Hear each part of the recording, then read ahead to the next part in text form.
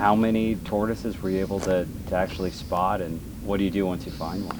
Yeah, so the Conserve and Protect donations allowed us to survey an additional tortoise plot in 2020. The funds from Mother Road Brewery allowed us to survey a plot in the Harkivar Mountains, which is kind of northwest of Wickenburg, about an hour or so. It's a 1 square mile plot centered in some really rough mountain range, great tortoise habitat. The plot that you guys funded, we were able to find about 35 animals or so, wow, which was great. Yeah, it's actually a nice kind of uptick from what we found in 2017, the last time we were there. When we find an animal, usually we have to pull it out of a cave or a shelter or something, you know, and they're like little tanks, you know, they don't want to come out and they fight you.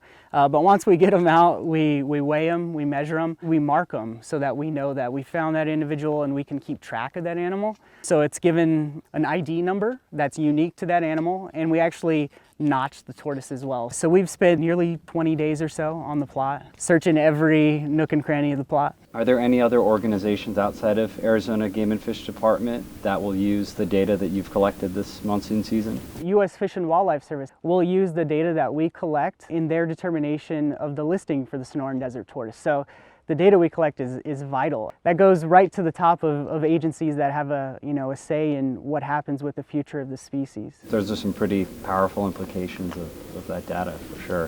Which is great that we're able to do an additional plot thanks to you guys, because the more data we can get on this species allows us to get a better picture of how they're really doing. That's what we were able to do thanks to the Conserve and Protect donations. We're so happy to be a part of this type of work. Glad to have you guys.